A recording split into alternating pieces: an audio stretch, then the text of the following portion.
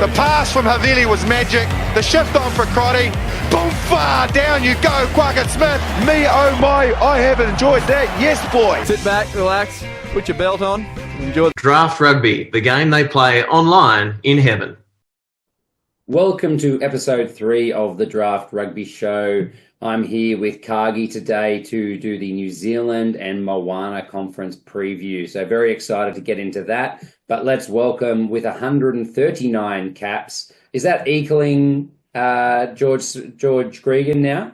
I think so. Cargie? I think I've hit the milestone. That's it. I'm not sure George would be too happy with me, but very excited for this pod for two reasons. One is it's the New Zealand conference preview. We all know that I get very excited for that one in fantasy rugby, but also because Nelson's not here, so we might actually get some words in and get through it. So it's going to be the best pod ever. That's what I'm hearing. Pretty much.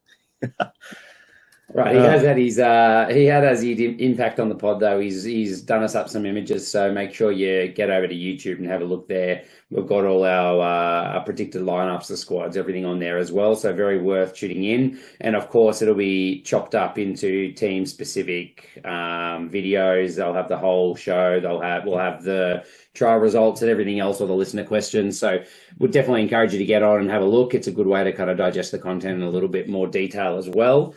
But before...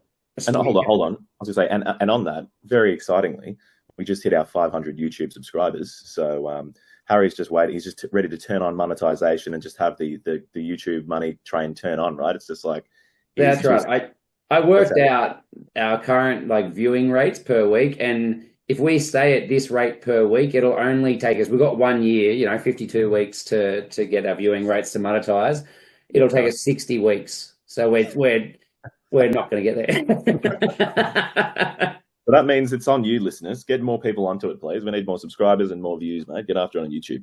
Exactly. Yeah, we don't ask for it a lot. Very much appreciate the people that do sign up, do like, follow, repost, comment, all that kind of stuff definitely helps us. So very much appreciate it for those that do it. Let's kick on straight into the trial results from the weekend. We've had 5 games to wrap out the preseason, and the very first one is the Highlanders getting over the Crusaders 29-24. Halftime, the Crusaders were up by roughly 5 points, and I think they rung the changes, and the Highlanders ran over the top of them, which I don't think any of us saw coming, considering we were thinking this might be the correction for the Crusaders. But yeah, it doesn't bode too well, Cargs. Tell us who got on the sheet.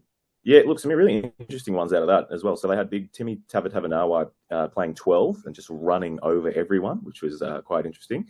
And for mine, man of the match in that game was probably Caleb Tangatau out on the wing. He was absolutely giving it to everyone. So, the Highlanders just looked like much better than I expected, I guess. Looked like a really composed unit the whole time.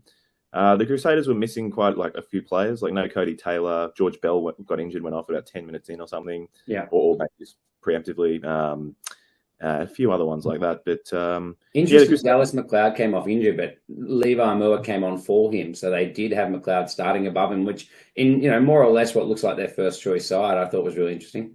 100%. For the Crusaders, the guy who looked the best from what I watched of the game was James O'Connor when he came on. He played the whole second half. He was absolutely he was having a ripper of a game. So he's throwing flick passes, attacking the line, was making some great in-game kicking for touch and things like that. It was really good. And it looks like it's kind of between him and Taha Kamara, right, to get that starting jersey at least for the early round. So very interesting to see how they go. But we'll keep pushing on. The Brumbies towelled up the Force 45-12.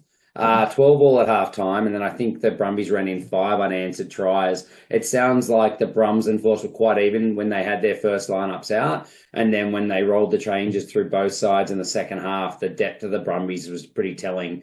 And, obviously the Force's problem has always been their turnover and their lack of cohesion, and I think that just was magnified at that point. So not a real good sign for them. I did hear a few people on Twitter that watched the game saying that they looked pretty poor and maybe not the last hit out that they needed. Yeah, you probably expect the last hit out, the Brumbies, really trying to nail down the game plan and treat it as if it's game one. But the Force maybe didn't treat it that way because, as you said, lots of more changes and just kind of still trying to figure out who's who and who's going to work together. And the one that really stood out to me there was both trials now, including this one with their first, what appears to be their first choice side. Devad Palu was starting on the wing, the under-20 centre, and scored again. So there obviously is a real decent chance of actually starting there in Super Rugby, which I don't think any of us were calling up until probably this weekend. No, well, I mean, who were we saying? We were saying, obviously from last week's, with like Paige Potter on the wings. I thought that was fairly locked in. So interesting. Yep. I guess that's who they go with fullback, isn't it? So. Yeah, exactly right. And you know, the other thing is Risham Pasatoa playing at 13 again. I thought there was a chance he'd play at 12, but played it outside centre, and they're obviously just trying to find a way to get him on the park as well. That's what we all think, right? It's just get him on the park, mate. 100%. The next game, super interesting. I'd love to watch this game because by all accounts on Twitter, this was one of those, just a fantastic game and a really good battle of the North versus South. The Reds defeating Ulster over there in Northern Ireland. That was an epic game, apparently, and huge performances from Timmy Ryan, from the Junkyard Dog, and a lot to like. I think from what I read as well, Jeremiah Murray was putting in some really great good runs. to see him getting an opportunity, because I think we all thought that he must be pushing for one of those starting wing spots. And now Dungunu's gotten a pretty bad concussion, which forced Junkyard Dog into outside centre where he scored his double. And Jeremiah Murray got some good game time on the wing. So it gives him that opportunity to put his name forward. And I did even see Rugby Reg, who watched the game, saying that he thought that there was a decent chance he gets picked above Tim Ryan on a starting wing if they don't have Dungunu. So they do have that size. Yep. Yeah. Well, who's the other wing? Who's the other wing locked on for the Reds? Put me on the spot. Yeah, sorry. We'd have to look at our old previews. But yeah, Junkyard Dog, Jeremiah Murray, Daugunu. I mean, I think I said it would be Daugunu and Jeremiah Murray. We went Lockie Anderson on the other wing when we did our preview. But it's between, I feel like it's between Jeremiah Murray, Dungunu, Tim Ryan and Lockie Anderson for two wing spots, basically. Jock Campbell should have fullback. Yeah, for sure. Yeah. So 30-31 in that one, and it was worth saying as well, Ulster had all their internationals and everything. Really interesting. Aidan Morgan was over there playing at 10 now. So kind of a bit of a loss to the Hurricanes himself. So, but a very good side. Hurricanes then played the Blues, and the Hurricanes got up 31-19. So again, a little bit of a surprise. You know, you can never take too much out of these preseason games. But Kini Naholo on the score sheet, Billy Proctor, Riley Higgins. I think one of the players that we've been keeping a bit of an eye on as one of our Smokies, Fahey, Finney and Anofo. Far out. I thought I knew how to say that. You're not going to cop any grief from me. You know that I would have been worse, so that's fine. Finney and Anofo. Yeah, terrible. And Peter Lackey, all on the score sheet for them. Harry Godfrey played a bit of 10 and 15. And then Riley Hohepa did play a half as well. So it looks like Godfrey was originally going to be only looked at as a 15, but is now in the chat as a possible 10 option for them as well. On the blue side of things, Taufa Funaki scored. I think we all love seeing him get some game time as the more exciting 9 that they can play. Suafoa on the score sheet, Patrick Tupolotto, and then Bowden Barrett scoring as well. Conversions from Harry Plummer and Bowden, so they both kicked a few. I'm not sure exactly what the lineups were, if Bowden was on the field and Plummer was kicking as well, but obviously Bowden not the best goal kicker historically. It'll be a bit of a hit to him as a fantasy player if he's not kicking goals. Yeah, for me the interesting ones out of this game, the questions that I have not having seen the game would have been around Harry Godfrey. Like, also, did Lucas Cashmore get any game time? Was he on there at 10? No, he's injured. He's injured. He's injured. Okay, if they're looking at Harry Godfrey 10, which makes a lot of sense to me because he's played a hell of a lot of 10 because they have quite a few fullback options. They've got some great players. I forget. I was having a look at one of the youngsters who was absolutely crushing in the NPC there. They've got obviously Cade Banks, who was, I think, the top try scorer in the NPC. He was, he killed it. His stats were phenomenal, really. He's more looked at for a wing position, but there's another guy who I guess when we get into the team lineups, TJ Clark, who's also injured. Clark, had a good season, but he's also injured. So we'll get into that though. Let's not get too distracted because you and I can do that. The Chiefs versus Moana, the last game was 31-19. The Chiefs got over the Pasifika on Artie's debut for the side. Again, I think it was just a case of Moana really rotating their team through and maybe not having the same depth. So Not really sure how much you can take from all of those results, but there's definitely some interesting ones. Moana being competitive. Hurricanes, we thought they might have been struggling, losing a few big names. Really all their big names in TJ Artie, Geordie, some huge names in that club, but still getting the rub of the result there as well. So that does take us to our listener questions, and I love that they're just all about inside centers, Cargie. So not one prop question, sadly, for you, mate. I was devastated. I thought Nelson would have been on an alter ego account putting up at least a flanker question, but nothing. So centers it is, guys. That's what we do what the people want. So look, the first question, let's jump straight into it then. And I guess, this will be a bit of spoilers for the team preview coming up, but we've got a question from J Van Den Arend, or at Arend J. And he said, when do you guys think, who do you think will get the Canes 12 jersey for round 1 and for the rest of the season? Harry, do you want to take your stab at that first, and I'll tell you what I think? Yes. Haven't the slightest is the honest truth. I did go and do a bit of reading up on this one through the weekend, and interestingly, even their coach says that it's 50-50 right now between Peter Umaga-Jensen and Riley Higgins. Apparently, Umaga-Jensen had a huge off-season. He was in before training started, just trying to get himself fit, so he obviously understands the and the opportunity that he has without Geordie being there this year. And he played very, very well by all accounts against the Blues on the weekend. Riley Higgins also had a solid game, so they're both playing well. They're both pushing for that 12 jersey. So the truth is, I think it's probably a flip of the coin, and they'll probably use the first half of the season to try and establish the pecking order. My personal pick, because I've seen so much more of him, is Peter Umaga-Jensen. I just really rate him when he's firing. I think he's exceptional. And I probably don't have the same depth and knowledge about how Higgins plays to be as excited by him. Yep. I'll look, I was hoping you weren't going to go in the end with your personal pick. And I was going to say, look, I won't be a fence sitter like Harry. It's Peter Umaga-Jensen, mate. He's an All Black. When he gets to top form, look, Riley Higgins is great. He's certainly a lot younger, and he's been more of the understudy. I think Riley Higgins has had some really good form through NPC, but it's Peter He also played All Blacks 15. He was the inside centre for the All Blacks 15 on the tour last year. It's Peter Umaga-Jensen, mate. You heard it here first. The listeners want answers. It's Peter Umaga-Jensen. I'm with you. I agree. I'm trying to make it harder than it has to be. All right, Pudge, basically done. Next question, David Beaton at David Beaton. You can work that one out. Who do you think will be the Blues 12 for the first round? Is it going to be Plummer or Lamb or Cargie? Could it be someone else? I'm just trying to think who else it could be, actually. I wish that you answered this question first this time. But no, look, I mean, I would think Corey Evans would be the other one, obviously. Is there someone else we're missing? Corey Evans, I thought of. I mean, look, I think it's going to be Plummer, and I'll be surprised if it's. I would love it to be AJ Lamb, and AJ Lamb can literally play anywhere in the back line. But I just think, particularly if you see it in the preseason, in the preseason games and the content they put out, Harry Plummer is essentially like the leader of that team. Like, he was the captain of the Auckland NPC side, and if you see it every time the team breaks down and huddles up, it's Harry Plummer who's laying down the shots, telling the team what to do. Now, obviously, there's a lot more senior players in All Blacks. Tuikolautu's the captain, things like that. But he just seems to have a really crucial leadership role in the team, particularly if he's kicking goals as well, if he's the preferred goal kicker. Yeah, I wouldn't be surprised if we see him at 12 to start the season.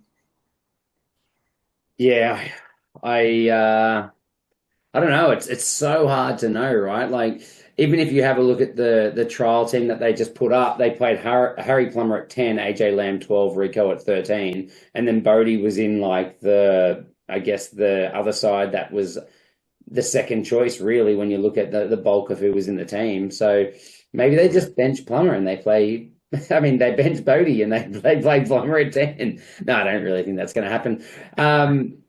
My gut says that Harry Plummer is now looked at as a 10 primarily, but and they won a tournament with AJ Lamb at 12. I don't know. It's another really, really hard one. I might go against you just for the sake of being against you. You made some really good points, but I still think you're completely wrong. It's got to be AJ Lamb. The only other person to chug out there is, and he's a youngster, but he's an absolute up-and-comer, it's Zavi Taylor. I'm not exactly sure how you say his name. But he's like Taylor, yeah. He's I'd say he's probably the most mold of a 12 in that team. Like AJ Lamb is great. AJ Lamb can play 12, 13, 14, 15. I have no problem with him playing anyway. He's awesome. But I'd say Xavier Tele is probably like the most of a 12 that I like to see as a 12.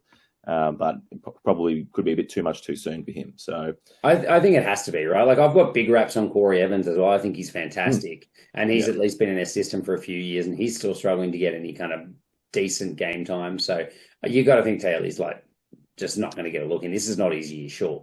Yeah.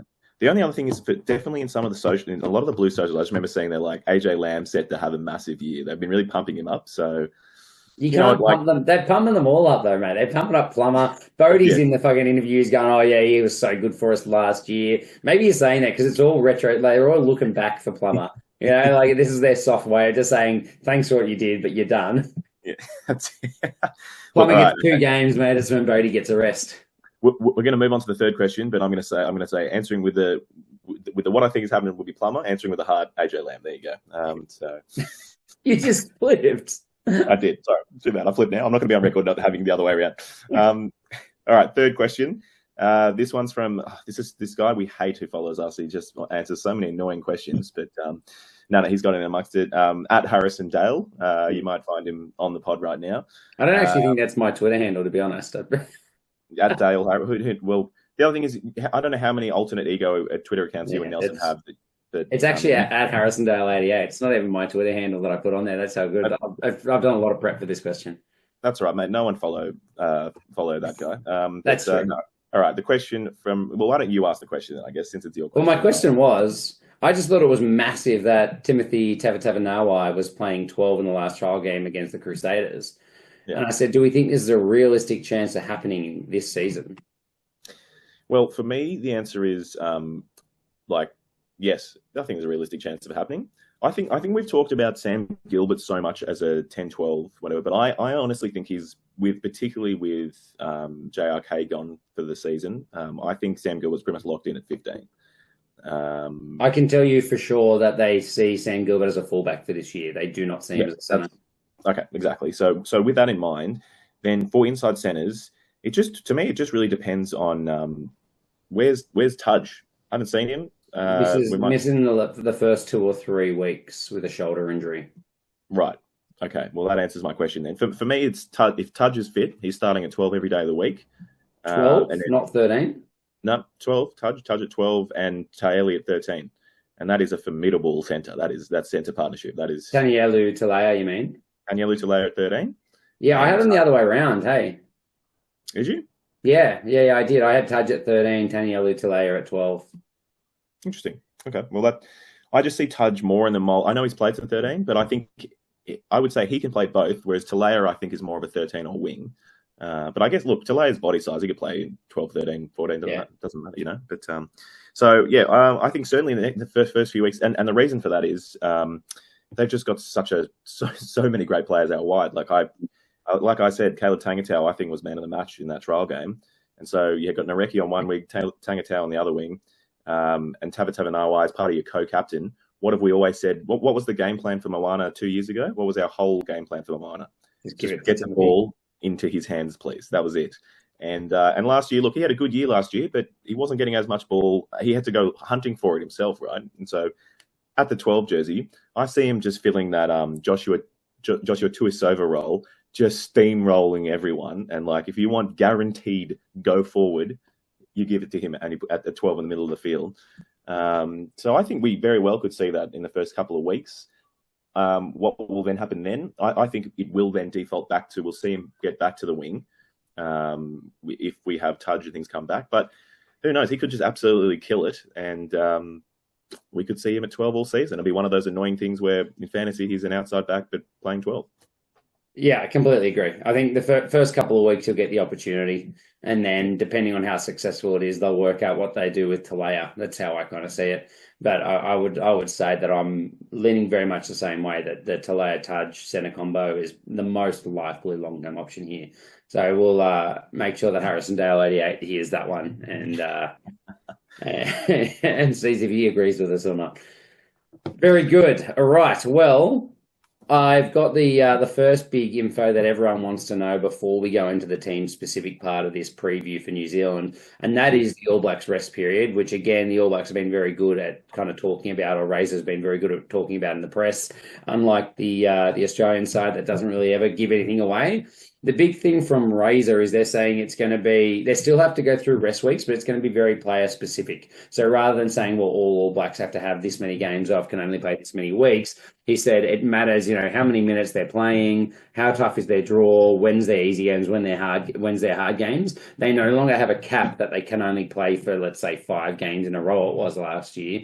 Instead, he said he wants them to have 2 rest weeks, first and foremost, and he doesn't really care when or where they take it. And then beyond that, if they're players with big minutes for the All Blacks, he might cap their minutes for some other games as well. But only 2 rest weeks, and it doesn't matter where they take it. It's probably the big one. Don't you love to hear that? Another reason we love Razor. You know what I mean? He's thinking of the fantasy managers, That's exactly right. Yeah. So now at least you can just go, okay, well, they're playing Moana, so they're going to rest all their All Blacks. It's locked in. It's safe and sound. Yeah. Oh, well, that's good. That's great. That's some good clarity. So that's going to certainly help out, and hopefully, the coaches just absolutely take advantage of that and just play their All Blacks all the time. That's what I'm hoping for. For sure. Yeah, we'll rest them the last 2 weeks. If they don't get injured by then, let's do that. Yeah. Let's get into the actual previews, Craigs. So let's go into the Blues squad. We've got a fair few players in and out. So the big ones in, obviously, Bodie Barrett back from Japan. Che Clark, I think, is a big in, the loose forward coming across from Sevens. And then I guess the other one for me is the name that we raised in our new hot shit is Peyton Spencer. I'm not sure he's going to get a lot of time, but really excited to see him if he does get a bit of a go. Just chuck him straight in, mate. Stephen Perra franchise who, mate? Peyton Spencer, straight at 15. No, I'm joking. I never say that. Cut that from the record. I never said that. No. Players out. Vikenna's gone the hooker to the Highlanders. Caleb Tangatau also to the Highlanders. Akira Ioane, your boy, is gone to Japan, so I'm not sure how you're going to recover from there. And Lucas Cashmore also gone down to the Hurricanes. Yep. Bryce Heem gone, who has been, an absolute workhorse for them in the midfield for the last couple of years, and Cade Banks also down to the Canes as well, wasn't it? Yep. So really, they've just lost a lot of players to other New Zealand franchises, I guess, because of the fact that they had such a settled team and there wasn't a lot of opportunity for the fringe players. And that's what happens to Auckland, right? Is that's where all the people live, and then they want to go, they spread out everywhere else. So it's certainly. Let's get into what we think the best starting 15 is. Before we do, this is mainly for the people on YouTube. Nelson's made up the images. I love this photo of Kurt Eklund. Nelson's decided to use a pantsless photo of Eklund for the image. And I just don't know why he's gone that way, but it's a great photo. I do love it. Usually what you do is you go with the biggest star or the biggest new name or something like that. But maybe he is the biggest star, Craigs. Maybe that's what he's trying to show you without pants. That's true. He saw a bucket hat pantsless photo of Kurt Eklund and went, that's it. That's the one. So, no, very good. Yeah, we had Harry had before up the blue squads up on the screen, and now we've got Nelson, Mai, and Harry's best starting 15 lineups. So, look, why don't I take you through mine to begin with, and then Harry, you can tell us where you differ. I reckon go the positions, and then that way we can discuss Nelson's as well, rather than going 1 to 15 multiple times. Good idea. Okay, we'll do how we did last year. So, in the front row, I think we've all got exactly the same starting and bench. We do. Okay, really boring. So we've all gone for Offa Tuangafasi, Ricky Riccatelli, and Angus Tarvau, your starting front row. And on the bench, the pictured man, Kurt Eklund. We haven't all gone the same. We've gone, so I've gone Jordan Lay and Marcel Renata, and you guys have both gone Josh Fusutua as your reserve loose head. It just seemed like Fusutua kind of usurped him in the back end of the season. So that's the only reason I've gone that way. But I think they'll both get time. I agree. I think so for sure. Do you want to? How about I just take us through the forwards and then you can take us through the backs, Harry? We'll do that. Good. So for locks, we haven't also. Oh, Nelson, this is criminal from you and I here. He's done us here, but so we've all said obviously the captain Patrick Tuipulotu will be starting. And then Harry and I have said Sam Darry we thought would be the other starting lock. But, of course, Sam Darry has got injured, is now gone for the season, I believe. Yeah, absolutely is. And so we now would have said what Nelson's just stitched us up, put in for on his own, which is Lachlan McArdle, who is the clear next choice, I think, for starting at lock. Harry, you'd agree on that? I think so. I mean, he's the guy that has had potential for so many years, so I expect it to be him. I hope it's him. I think Josh Beery's gotten a fair bit of time for the Blues as well, so he's an option, and Cameron Suafoa is the other option. But I might go Beery then as my next ranked lock, and then you got Cameron Suafoa as your ability to kind of cover lock and six. Whether they both play or Suafoa's on the bench covering all positions, it's hard to say. Yeah, Suafoa did. I mean, I don't know if it matters or not, but I think in the trials he'd been playing a bit of lock as well. So right. Well, probably for that reason, to be honest. Like they are a little thin there. Yeah, for sure. I feel like I'm lagging a little bit here, my internet, but it's all right. If you still got me, Harry, we're good? Yeah, fine. Yeah, cool. The back row. So Harry and I have gone for Anton Segner at 6. Nelson and Harry have gone for Anton Segner at 6. I've gone for Cam Suafoa. We've all gone for Dalton Papali'i and Hoskins Sotutu. And then on the bench, so I had Anton Segner on the bench and Harry and Nelson had Suafoa on the bench. So, yeah, I just like Suafoa. I don't know. But we're missing the player that we put you onto before the new Hot Chip podcast that you said was certainly going to take the Akira's jersey as well, right? Look, by the end of the season, Shay Clark, it's but starting the season, let's be realistic. It's probably going to be Segner, but I want it to be Suafoa. I just think they have to change this around a bit, right? Like I think I've got Adrian Choate on my bench, and he's more or less a 7 sub for me. Like, and Dalton can play 80. So Segner will probably get the most time at 6. I think Cameron Suafoa's got a really good opportunity to get some big minutes and really put himself forward, because I think if he's fit and firing at 100% healthy again and he's overcome his other health issues, then there's no doubt that he has the ability to start at 6 for them.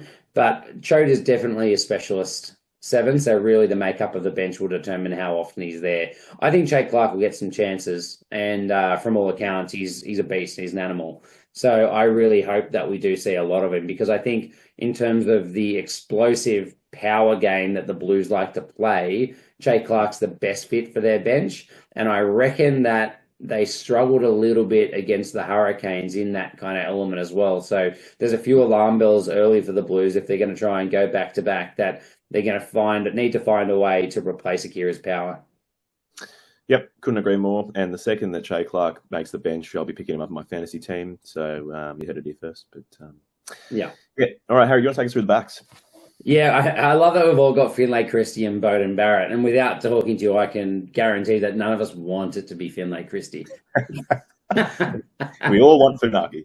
Everyone's tail for Funaki, but you've got Sam Knock on your bench, whereas we've got Funaki on our bench. What's that about? Yeah, that's an oversight. That's what that's going to be about, because I definitely want Funaki on my bench. Okay, good. Yeah, so cool. But Finlay Christie, I mean, it's really hard to bet against the guy, right? Like, he has been there for so long.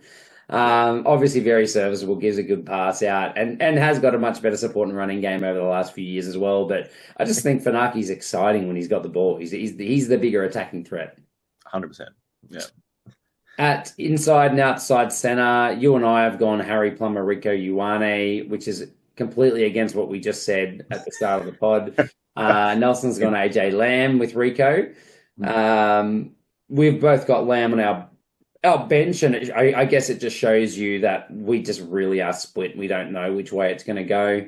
We've already discussed that enough, though, so we won't go into it any deeper. I would also, as I said, love to see some of the young guys get an opportunity. And then on the bench, we've got Nelson hasn't even gone a reserve centre or anyone that can cover. He's just gone Cole Forbes to partner Zahn Sullivan, and then hoping that they'll just work it out. So, which I find a bit odd. I feel like he's a bit lopsided there.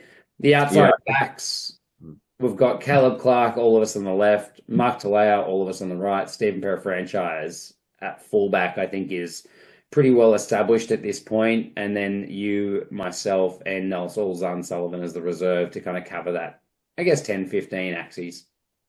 Yeah. Yeah, I think Nelson's just hoping that Caleb Clark can play in the centres if they lose a centre or something. Who knows? But yeah. Yeah. Cool. Think, All right. so just to clarify, you think if they can only put one on the bench out of Zahn Sullivan and Cole Forbes, that Sullivan might have his nose in front? Because obviously Cole Forbes had a pretty big year last year. Yeah, he did. He certainly did. I do. I just think, look, there's a very different way that Sullivan and Para-franchise play. So it's a big difference you're having at fullback. And then they just have such flexibility with the likes of, their centres can move. I think you have to have a centre on the bench, and then their centres can move out to the outside backs really easily. So Zahn Sullivan for mine is someone you bring on when you need to really just get a lot of territory because he's got a huge boot and just change up the way you're playing a little bit. So, that's for me. That's why I picked Zahn. I went Zahn purely because I really like him. We've had so much hype around him for so many years, but my gut actually says that if you have both Para-franchise and Bodie in the starting 15, you probably don't need Zahn on your bench. Like Cole Forbes is a different kind of player. And if you take Bowden or Para-franchise off, you can just put the other one to cover that other role. Like you're never short. Whereas Cole Forbes is the attacking outside back that gives you the ability to kind of break the game open a little bit. So again, I think they've got options in terms of how they roll that out. But I think there's a lot of depth there, obviously. Yep, 100%. All right, injuries. We covered it basically at the moment, unless there's anyone else, Harry. Sam Darry, I'm very unlucky for him. He recently capped All Black last year. He has sustained a shoulder injury at the end of Jan, and he's going to go undergo surgery and be out for 5 months. Stocks that are rising, we've just been talking about them, Antod Segner and Cam Suafoa, both basically seeing Akira take off. Both of them are vying, for that number 6 jersey. And as we talked about, maybe Shay Clark will get in the runnings for that, but they're the front runners. And stocks that are falling, Harry Plummer. I feel like we say stocks that are falling Harry Plummer every year, is what it feels like. It's just but this year it'll actually happen. That's it. He's going to become. He's almost going to become like the Chris Whitaker of the Club of the Blues. Well, he's leaving at the end of the year, so he won't. Right. Sorry, he won't because of that. But yeah, I mean, Bodie's back. What do you do, mate? They might shift him to 12, and then he might play all year. Like you said, he is a real leader in that side, but I'm just not sure that they give him that he gives the punch that they came to rely on AJ Lamb for last year, and particularly with him out as well. I think a player like Lamb becomes even more important. Yep. All right. Development from last year and predicted rank, Harry. What do we think? Where are the Blues? So the Blues top of the table last year. Are they going back to back? No. All right. And where are they going to end up then? I think they'll be second. I think that they haven't lost much, but they've lost enough not to win the competition. Second or third. I've got the Chiefs above them. Spoiler. And I think that there's enough opportunity there, potentially, that the Brums or the Reds could get over the top of them. I'd still have the Blues as favourite over those two teams, but I just think there's a little bit less depth in their second row. There's not the same depth in their back row with Akira gone. Their back line's outrageous, but yeah, it's just, I don't know, it's missing a couple of little pieces, whereas I'm not sure it was missing any last year. So going to be a gun side. You've just added Bodie back to the championship winning team, but for me, I'm going to get it back to back. Yeah, I'm going to go ahead and say I'm going to agree with you, second or third. I wanted to try and lock in maybe second. I don't think they're going to win it again. And I was just thinking about how we're going to watch our Australian conference rankings just drop down to, we rank them all like they were going to be in the top 6. We're going to watch them get pushed down over the course of this pod. That's only because of recency bias, though. That's it. Only because of that. Yeah, I agree. It's still an absolutely cracking side, and they totally could go back to back. But as we'll get into with some other exciting teams, I think we will see them end up second or third. So, with that, let's get on to the Hurricanes. Harry, bring us through the players. Right. So, first of all, big players out. Artie Sevilla over to Moana. TJ Perinara has kicked on to Japan, I believe. They've lost Geordie Barrett to Ireland. They've lost Josh Morby. They've lost Salesi Rayasi. They've lost Aidan Morgan. And that's without bringing in the likes of O'Reilly, who was their reserve hooker, Sangster and Grant, two of their locks. Sangster, who I really rated. It's a shame to see him go. James Tucker's gone. TK Howden's gone to the Highlanders. Viveni Lasanga, who we didn't really see much of, but he's a back row, gone to the Highlanders. And then Richard Judd for some depth at half as well. So it's a lot of outs for them. Who's left? No. Luckily for them, they have Geordie Viljoen, who was so good to start last year, who's come in onto a full-time contract at 9. Cade Banks, we said, has come down from North Harbour and from the Blues. Lucas Cashmore has joined the side. TJ Clark, we mentioned already as well. And Nari from Moana, so there's a second good 9 they've brought in. Fahy Finean Anofo has come across, as we've said before, from New Zealand Sevens. I'm slowly getting there. Zach Gallagher, I think, is a huge in for them from the Crusaders at lock. Riley Hohepper, I think, will do a job because they're a bit thin around the 10. Will Tucker, you're not going to see anyway, but he's a Highlanders lock. And Arisi Veliko. They swapped Tuckers, basically, is what they've done. What's that? They've just swapped Tuckers, James Tucker and Will Tucker. Yeah, that's right. Yeah. So there's a lot there. There's a lot of turnover there for this side. I think they were minor premiers last year and they got done by the Chiefs in the semis. It's very different this side this year. Very, very different. Yeah, the key point there is there's like 9 big names out, and none of the names that are in are as big as those 9 names that are out. Yeah. I guess that's the key way to say it. So, and Nelson's, let's go with Nelson. Harry's just brought up our predicted lineups for the Hurricanes picture, and again, Nelson's gone with an image of Brad Shields in a Hurricanes Hawaiian shirt, absolutely pulling out the gun show. It's painted on, that's for sure. It looks like it, doesn't it? So yeah, I guess I'll start with the forwards again for take you through our predicted lineups for the Hurricanes this year. In the front row, we have we haven't all gone the same. So we've all gone Xavier Numia, who was absolutely killed it last year in that loose head jersey. Asafo Amua, again, absolutely killed it last year. Can't see either of those being pipped. And then I think there's going to be a lot of rotation, but for tight heads, we've got Tyrell Lomax, Harry and Nelson have gone Tyrell Lomax, and I've gone Pasilio Tossi. Now, I honestly think that those two will probably alternate 50-50, but I love Tossi. Tossi excites me. Lomax is a great player, but Tossi excites me. Just a lot more in his carries. I've talked about him for years. He used to be number 8. They put him in the front row. God, he's good. But he's obviously come off a cracker season where he had been promoted up to the All Blacks as well. So do you see it the same way, Harry? 50-50 in that jersey, or you still think he's behind Lomax? No, I think it's 50. It's probably 50-50. I mean, they're both All Blacks now. Tossi's got a high ceiling. Like I really like him. I agree. I actually like him personally a little bit more than Lomax, but Lomax is just so highly rated in New Zealand that I find it hard to say that he will be their number 1, if you know what I mean. Like they start the grand final, I think Lomax plays 50 and Tossi plays 30 or 45-35, Yeah. And then I have Pori Rickety Stones. Sorry, I've just realised I can't read, and that you've got Pori Rickety Stones. Xavier Namie as a gun, like he may well be their starter, but Puri Rickety Stones is so good at the set piece. They seem to go through. It's really odd how the Hurricanes manage their props. It's like they'll lose their prop, they go 5 games with one, 5 games with another, 5 games with another, and they just roll it through, and it doesn't matter what else happens. So it's really hard to know where they actually rate them. For me, it's Xavier Namie and Puri Rickety Stones as their 2 top Lucies, whereas you guys have got Siali Lawaki. Both of you, which I find crazy that you've got him over Rickety Stones, but I've just always been a big fan.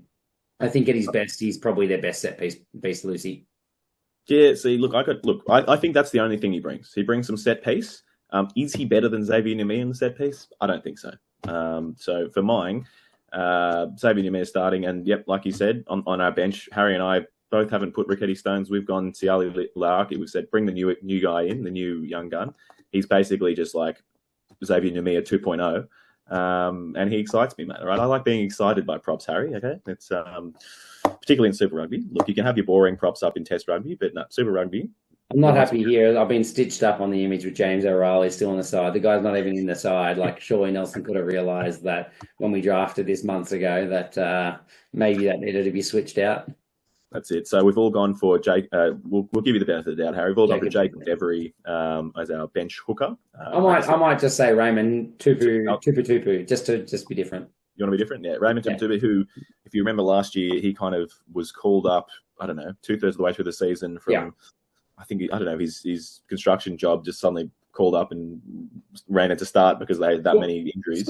Is he the one that scored a try in his first game as well? He did. He definitely did. Yeah. So and he did the same in NPC. He scored a couple as well. So he's. So I'm always a big fan of.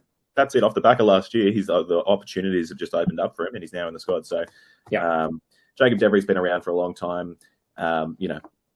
Couldn't tell you anything about him. Doesn't excite me at all. Let's get Raymond Tupu up there. Sorry, Devery, but I'm savage here. But no, that's and that's what we've got for the front row. So we've got Nelson and I had Siali Lauaki on the bench, and then Nelson's gone to Vita Mafaleo. So not sure he was just forgotten about Basilio Tossi, but yeah, he's gone for the bowling ball instead. Sione Mafaleo is the bowling ball. Tavita is the mini bowling ball. I don't know. I think he's just doesn't know what he's talking about. That's the only thing we can assume from this. Yep. All right, locks. Moving on. All right, we have all said. I'm definitely confirming this. We've all said Isaiah Walker-Leawere and Caleb Delaney to be your starting locks. They've both been around for a long time. Caleb Delaney, I think, has come on a lot last year. And he was really pushing for like a lock or six, but I think he's kind of beefed up a bit more and really just committed to being a lock because the Hurricanes have so many back rowers.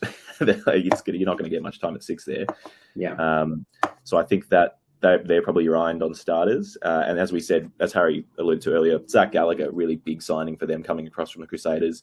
He's just really typical big lock mould there to do the job.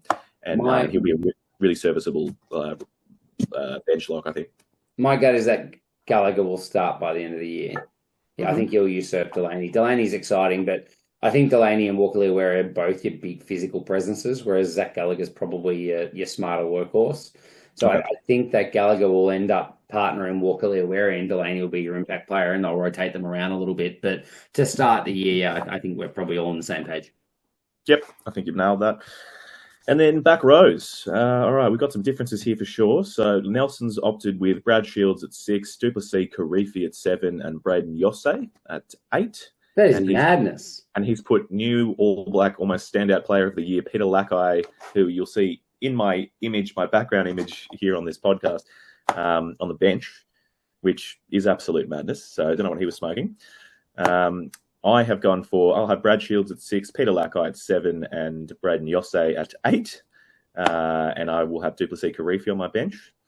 And Harry, you've gone for Brad Shields at 6, Peter Lakai at 7, and Braden Yosse with Devon Flanders and Duplessis Karifi on the bench. So, I find it really funny that Nelson's gone and typed Devon Flanders for him. He's got Devon Flanders for me. Yeah. That's like, he's just done nothing to us, but nothing to look after us there at all. But as he said, he's away, mate. We'll give him the benefit of the doubt. Look, I actually think this is a really interesting one, the Brad Shields debate at 6. I think it's very noteworthy that the Hurricanes haven't announced a captain yet. And my gut says that that's because they don't know if Brad Shields is their locked-on starter. Personally, I would definitely put Devon Flanders above him at the 6 jersey, but the leadership aspect that they've had with Brad Shields, I think he's probably the starter. If they don't name him as a captain or a vice-captain, he's gone for me. I would sit him out of the side, and to be honest, then I think he struggles to get onto the bench because I don't think he's going to have the same impact as any of their reserve Lucies as well. So, yeah, look, Duplessis Karifi definitely fell out of favour a little bit last year. But they've just got so much depth. And look, the most outrageous thing here is the fact that Nelson's got Peter Lakai, the All Black, on his bench. Like, that's just absolute insanity. That's what I would say. Yeah. And you guys have opted, you both cheated with opted for a 6-2 bench with you, so you can get extra flankers in there just so you don't have to make a decision. But yeah. Now for mine in the pecking order, Flanders is great. And I think Flanders, for me, is either going to be starting at 6 or not on the bench. I think that Karifi, they really like on the bench for that injection. Flanders can play 8 as well, though. He can. But basically, Peter Lakai's never leaving the field, so he's playing 7 or 8, whatever, you know what I mean? Like, it's... Yeah. And Yosse can play, but they're both can play 80 or whatever, so who knows? But, it's exciting that it feels like they've now got one less player. Now you don't have to fit Artie into that equation, which is, it was so incredibly frustrating before because you're like, right, Artie's definitely playing. Now, who the hell is playing apart from Artie in the 6 and 8, in the 6 and 7? And it still seems ridiculously deep as a position, as a set of positions. It's wild. So. Ridiculous. All right. Backs. Backline, Cam Roygaard. No surprise we all have him because he's a freak of nature. We all think Ruben Love is going to be their first choice, but it's worth noting that he is injured at the moment. Ruben Love has said that he wants to play 10, so I believe that's where we'll see him shift this year. But he did have ankle surgery mid-December. They said his recovery is 3 or 4 months, aiming for around round 5. So I think they're going to be trying to use a bit of a stopgap solution at 10. I kind of hope it's Harry Godfrey just because I think he's more exciting. I've said Lucas Cashmore is injured as well, has an MCL injury. He's out for 10 weeks. They've got young Caleb Harkin in as well. But really, to me, it's Riley Hohepa or Harry Godfrey. My gut says it's going to be Hohepa. I want it to be Godfrey. I am exactly the same. Yep. Then because of that, you've got Hohepa on your bench, whereas that's probably one of the reasons we went the 6-2 is we just haven't put a reserve fly half in. We just didn't want it. You just can't bring yourself to put Hohepa on the team sheet, is what you're saying. You can't, mate. You don't become minor premiers one year and then Hohepa. Well, you do because that's Crusaders from last year, and we saw how that went. Centers, we've all gone Peter Umunga Jensen and Billy Proctor. Nelson and I both have Riley Higgins on the bench. You basically just said he's nowhere near it. Is that right? That's it, mate. Yep. And then outside backs, we've got Kini Naholo for all of us on the left wing, particularly obviously with the loss of Salisi Rayasi. I think it's now just his jersey every single week, although there's no argument to say you already did that. I've got Bale and Sullivan, so does Nelson on the right wing, which is how they rolled it out again on the weekends. Mm-hmm. You've gone Cade Banks, obviously an exceptional finisher, come off such a good year. His stats in the NPC were phenomenal. Like I think he was topping the line breaks as well. He was up there in offloads. Like I think he'll be a very good pick if they pick him. I think he's top try scorer. Yeah. I don't know. I just think they seem to really love Bale and Sullivan out there. They just want him on the field, and so do I, to be fair. Well, if we just cross our fingers hard enough, we'll have Harry Godfrey at 10. They can put Cade Banks at fullback, and then we can have Bale and Sullivan on the right wing. And now we are cooking. Yeah, I'm all for that. That sounds phenomenal. We've all got Harry Godfrey at 15. And then Cargie, who's your reserve outside? I've got Fehi Finangonofo. That's my attempt at that. Finay Ananofo, yeah. I don't think you got to say the G. I think it's just Finay Ananofo. Anyway, I just wanted to give you the opportunity. I think you did pretty well, to be honest. Didn't look like Nelson out for me, aren't you? You know, it's I just think he'd be great on the bench to bring in. But no, I think we just nailed it in our preference. Let's get Bale and Sullivan right wing, Cade Banks at fullback, Harry Godfrey at 10. Yep, all for it. Hurricanes coaches, if you're listening, there it is. Yep. Injuries, I've mentioned Ruben Love. Brett Cameron also ACL injury from NPC. He's gone for the year. Lucas Cashmore, I've mentioned. TJ Clark, we said, was seen as a fullback option, will be out for several weeks. Also, Zach Gallagher, listed as unavailable for last weekend was Zach Gallagher, Daniel Sinkinson, Josh Tuala, and Will Tucker, but I have no more detail on that, so I don't know if that's an injury or not for those guys. Tyrell Lomax has a stress fracture, won't play the final trial, and at least round 1, so they're kind of seeing how that progresses. That's definitely got the possibility to blow out a couple more weeks. And then Asafa Amua is still recovering from foot surgery, so won't be back until round 2 or 3. That's devastating. Will you still pick him first round? Well, that's now going to make it really hard. Yeah, whether I can pick my favourite boy first round or not. I mean, well, mate, I thought you said Joseph Suoliti was your first round. Mate, everyone's my first round pick, Harry. I've got all of them. They're all my first round pick. Okay. Yeah, cool. All right, so a lot of injuries there, and a lot of questions to ponder for fantasy managers. But let's get on to stocks are rising, stocks are falling. Stocks are rising. Harry's got Riley Higgins. We've gone into that 50-50 chance of that 12 jersey, so he could be in for a big year. Harry Godfrey, I would say this is the biggest stocks are rising. He could make that 10 jersey his own, and if he, in all seriousness, if he has an absolute blinder of a year, he could wind up in the wide All Black squad going away on tour. You know what I mean? That's the kind of potential he has this year. It's possible, but I really think if he's at 10, he's just warming it for Ruben Love. Right. Yep. No, because they do play together at NPC, and Love's at 10 and he's at 15. I just can't see them going against what they've been building for 2 years. that's true. I completely forgot Ruben Love existed, and I thought he was out all season. But no, you're right. He's back. What did you say? He's back in round 5 or something? 4 or 5, yeah. 4 or 5, yeah. And otherwise, Zach Gallagher, stocks are rising, as Harry alluded to. Starting on the bench, really good recruit for the Hurricanes. Could well see him promoted to the starting lineup weekly by the end of the season. So, yeah. Stocks that are falling, we've got Devon Flanders. We've discussed that, the back row, difficult choices. We'll see how that goes. And as Harry nailed it, it really does all come down on how they see Brad Shields and Duplessis, Karifi. I think it's really just the rise of Lakai and Braden Yosse. He's not getting a starting berth. They could have Lakai at 6. So Lakai could play 6, 7, or 8. They could go Lakai at 6, Duplessis, Karifi at 7, and Yosse at 8. But you have to say there was a period there where Duplessis looked like he was really, coming after that 7 jersey if Artie wasn't there. But that's the Peter Lakai train has arrived, and that's done. It's left the station, mate. It's not just arrived; it's left the station. Yeah. I had from my Smokies. I had, first of all, again we've talked about this, but Cade Banks definitely I think has to be up there if he gets an opportunity. He was first, as we said, with 10 tries in the NPC last year, and he was also second in defenders beaten with 47, behind only Timothy Tavatavanawai, which. That's pretty massive to be able to do both of those. I think if he plays some fantasy footy, then Jesus, he's going to be very, very valuable in that front as well. But that's 9 games for 47 defenders beaten as well. Like, they're just getting out of his way or something. What's going on? Did he pay them to do that, or I don't know? I don't know, but that's big, big, big numbers. He doesn't look big enough to do those numbers, so he's fast enough, obviously. And then we had Fahi Finean Anofo, who is, as we said, he's a former Sevens player. He moved to the outside backs for Bay of Plenty in the ITM last year, and he's just a big unit, super powerful. I think there's still some question marks around the back 3. He's another one that could end up as a starter by the end of the year.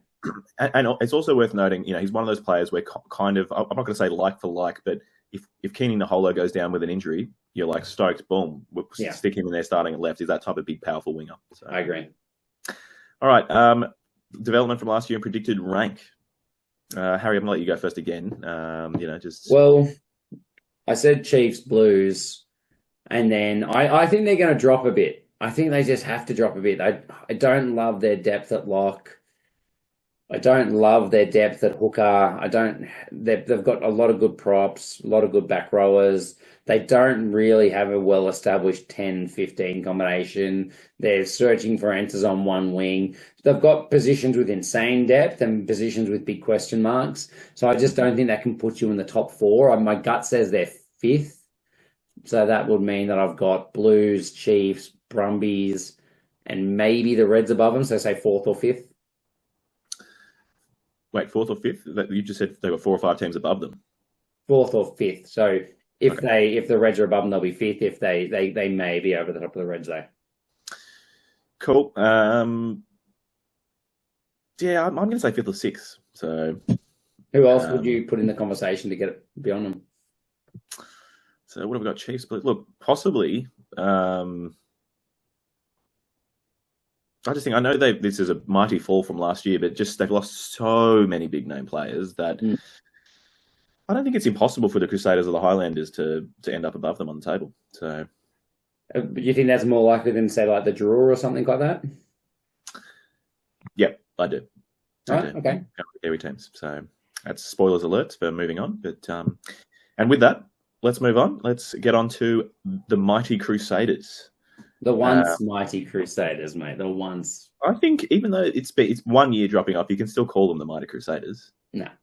Just not in front of any of their fans. If Razor comes back to coach, they can be the mighty Crusaders. In front of their fans, you just say those bums, the Crusaders, because they lose their mind, the Crusaders fans. It's the Sun Crusaders, I believe they're now called.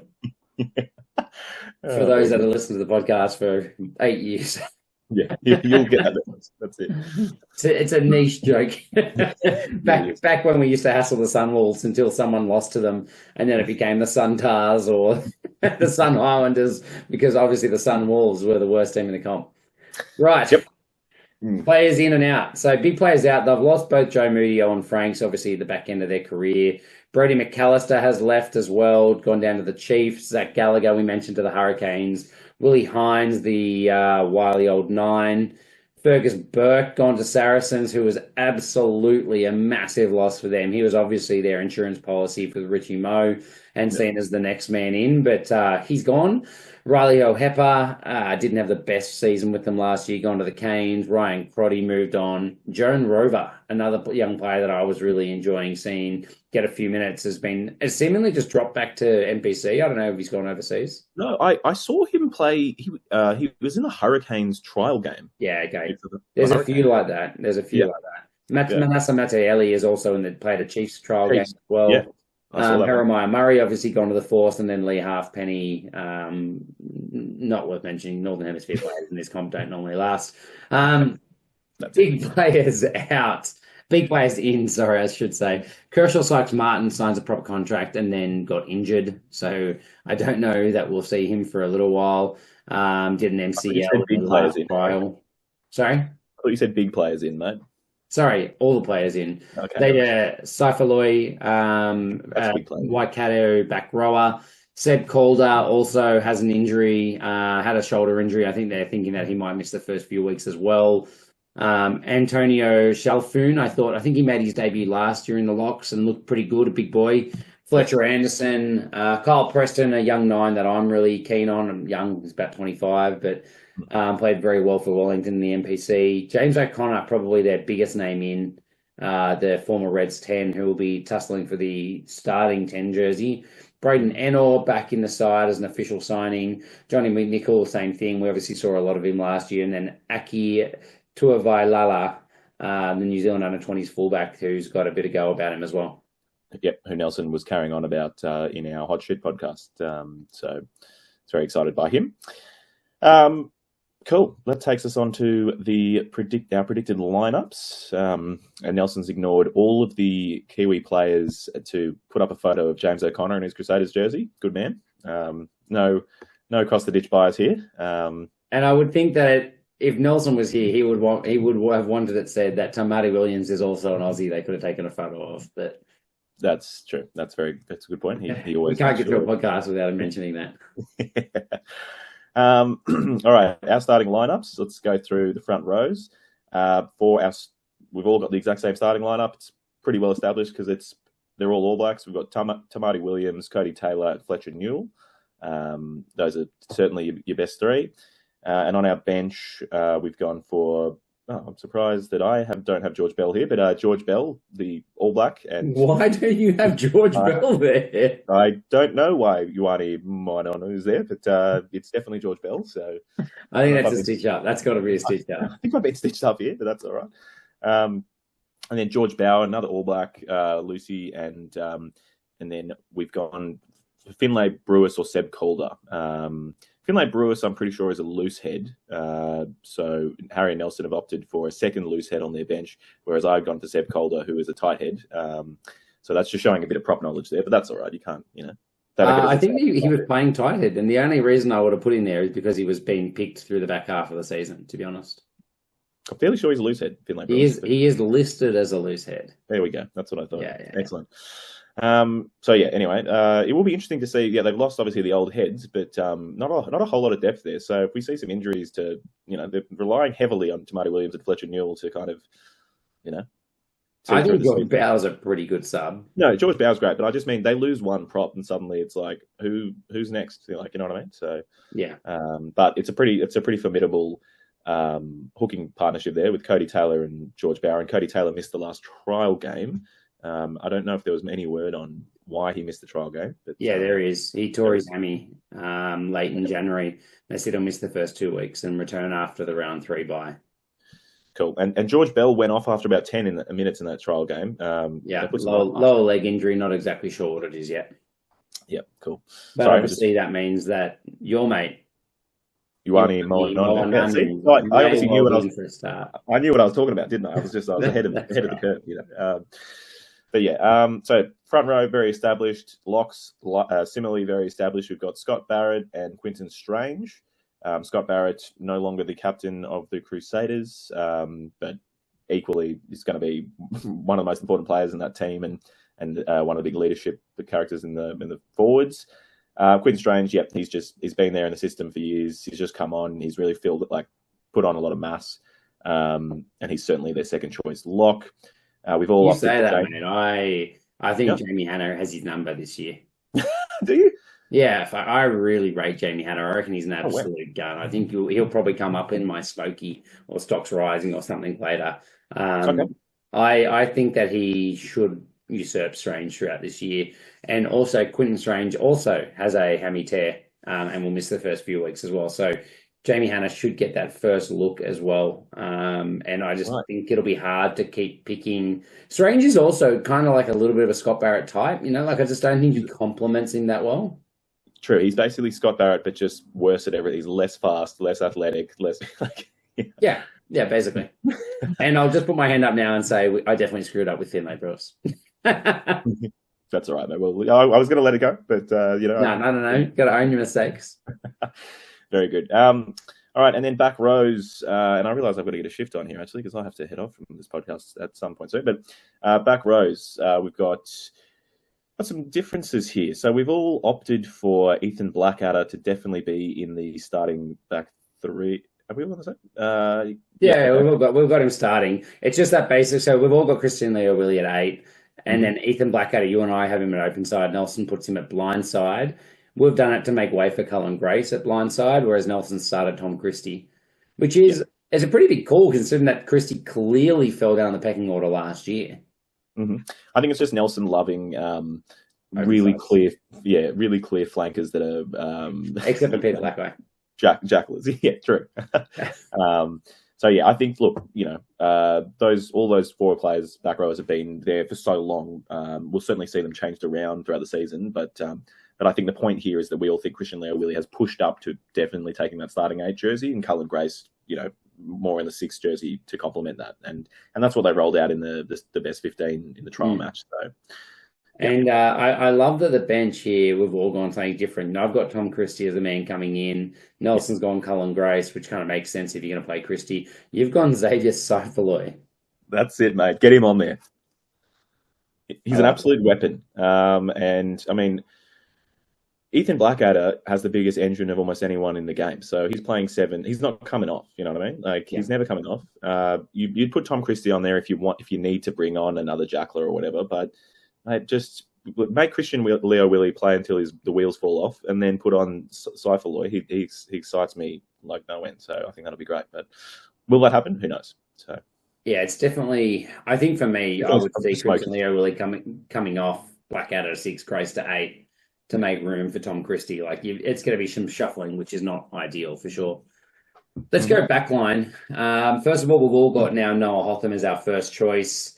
And we've all got Mitch Drummond at 9 as the experienced bench player, but I'll be honest, I hope it's Kyle Preston. I think that there's a decent chance that Preston pushes him for game time and even becomes that firecracker kind of 9 coming off the bench. He was, talked up as one of the best 9s in the NPC. Exciting player with a fair bit more attacking threat than Drummond. So I guess if you just want the consistency, if they're looking a bit shaky, they want the experience, I can see them sticking with Drummond, but definitely Preston's got a case to push there. We've also the same for that one. Then I think the 10 is the big question for them, right? You've gone James O'Connor as your starter. I've gone Taha Kamara, and Nelson's got Revez Rayana. Nelson's got no reserve 10. You've got Revez Rayana, and I've got Revez Rayana. I'll go first here, then I'll get your opinion. I think Revez Rayana is their top choice. I think they've shown their hand a little bit, but I just want it to be Taha Kamara, which is why I picked him. And I think that I just find it really hard to believe James O'Connor is going to come across as an elder statesman into a Kiwi side and be anything more than the mentor.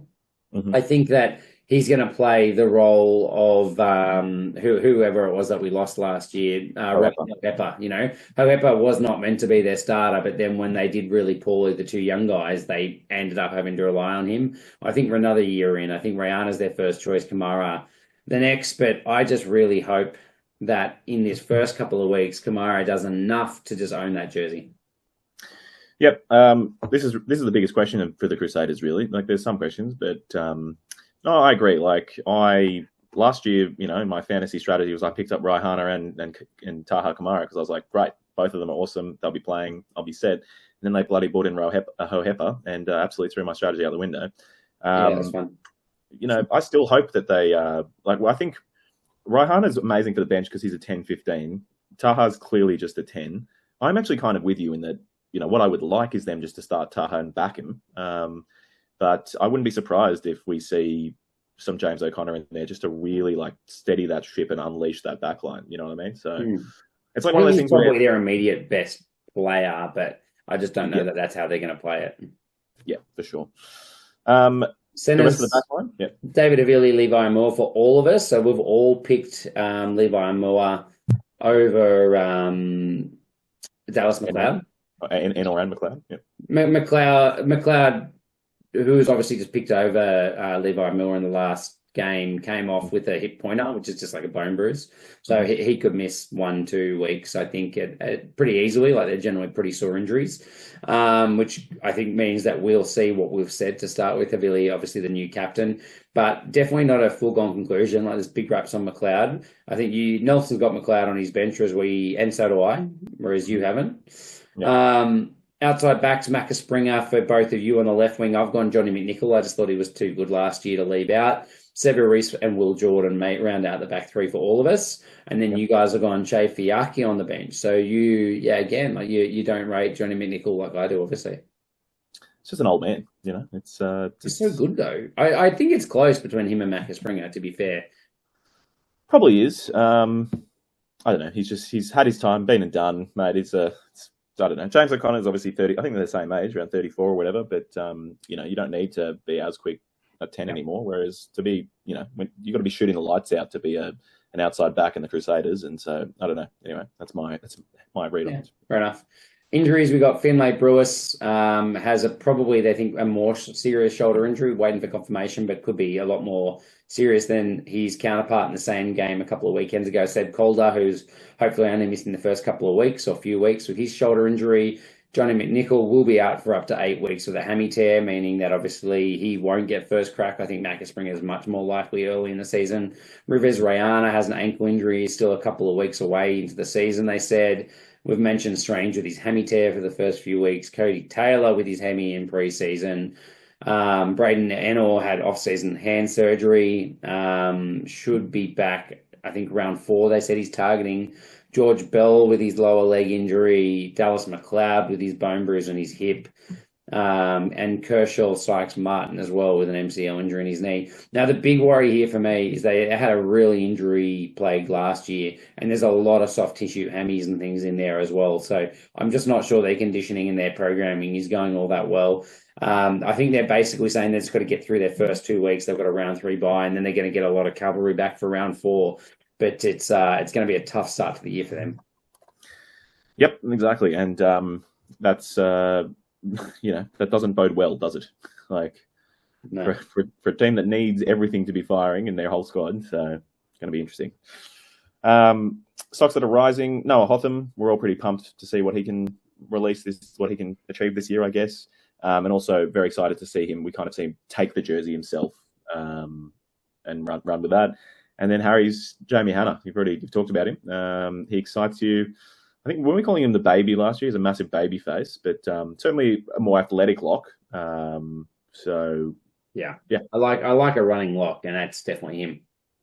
Stocks that on the converse side of that, Quinton Strange, stocks that are falling for those reasons, and then Smokies, already talked about him, Kyle Preston and Rivez Raihana. Development from last year in predicted rank. Harry, where do you think they're going to end up? Low. Low. I don't know. I don't think they're definitely not making finals in my eyes. I think they'll beat. I don't know where they're going to come. So I think that they're going to be thereabouts with the Highlanders. Is my gut. Mm-hmm. The Will Jordan factor is pretty freaking big. But let's say if I knock them off, I think they'll beat Moana. Let's say they finish maybe above the Highlanders. Don't think it's a guarantee. They'll be above the Force. That might be it. So how many teams we got? 11? Yep.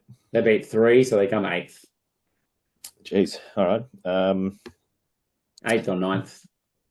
Yeah, I don't know how to answer this. It's just like I'm so used to saying the Highlanders right down the bottom and whatever, but we're just about to talk up the Highlanders. I'm about to get really excited about them. So I might just have to agree with you for lack of being prepared to make a call on that. And that feels insane saying that about the Crusaders, but I guess they did. What did they come last year? They come second bottom or something? Or? Second bottom, yeah. Yeah. So we're saying they're going to improve. There you go. We're saying the Crusaders are going to improve this year. All right, the Highlanders, Craigs, big players in and out. So players out, they've lost Ainsley, Johnson, Jackson from the front row, Will Tucker and Parry Parkinson,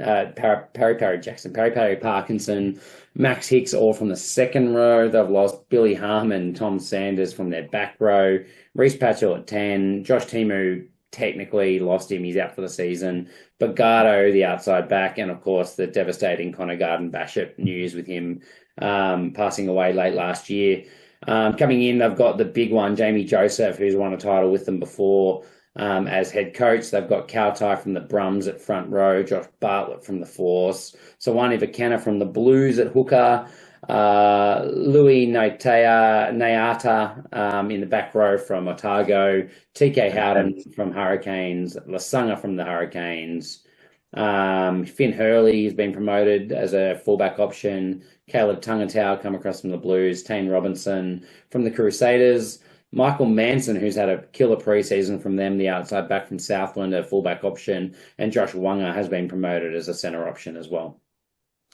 Yep, a lot of good players in, which is huge for the Highlanders. So, yeah. They've done well to pick experienced players from Super Rugby sides, which I think is what they were going for, you know. Yeah, and Jamie Joseph, that's huge. Like him coming back, that's a massive up. Predicted lineups. Let's get through those. Front rows, we've all gone the same starting front rows, made up of Ethan de Groot, Soani Vakena, and Saula Ma'u. Vakena had an awesome first half in that preseason trial game, and I think they really like that he brings some big ball carrying and things like that. Yeah. So they've of course got Henry Bell as well, who kind of had the jersey to his own last year, but I think they'll be really battling it out, and I could well see Soani Vakena taking that starting jersey. So we'll all see the same, yeah. Yep. On the bench, we've got Henry Bell, Daniel Leonard-Brown, and Sepho Kautai, so all gone the same thing. I think that's just well balanced and kind of like a clear pecking order, but who knows with the bench props, could see how that could go. Into the locks, have we got some different... No, we're all the same here. We've got Mitch Dunshea and Fabian Holland. I think that's kind of pretty locked in, and we've all gone Oliver Haig on the bench. So kind of seems like a very clear pecking order there. That's the only three named locks. Yeah, Tom Sanders can obviously, I think, can play a bit of lock, can't he? Or is he only back row? But he's out. No, he's only back row. But Louis Naita in the trials was playing lock, had the 5 jersey on, and he played some lock. So he's come back from Japan. He played some lock over there as well. He's basically played lock 6 or 8. I think he'd be preferred to be a back row, but I think they'd seriously be looking at him as a locking option. So they have to. Yeah, for sure. Cool. So that's locks done, and then back rows. Here's where we all differ a little bit. So we've all put Hugh Renton, the co-captain, in our starting lineup. Nelson's put him at 6. Nelson's put him at 6. Harry and I put him at 8. And then we have all put Sean Withy to start at your 7 jersey. He kind of seemed to make that his own last year.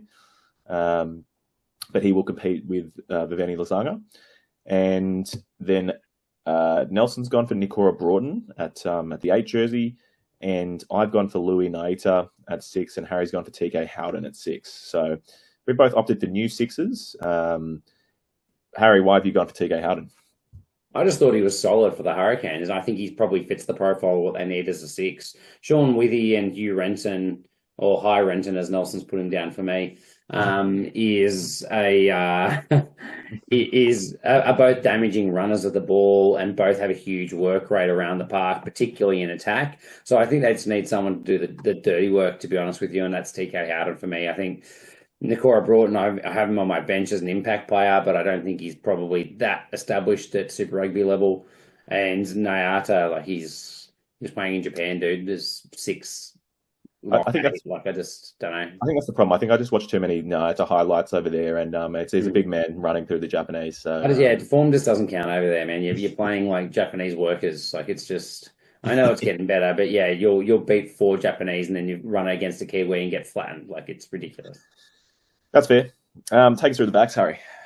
We've all gone Falau Fakatava at 9 with James Arscott on the bench. Nelson and I gone Cam Miller. You've gone AJ Faleafunga. I think there's an argument both ways for sure.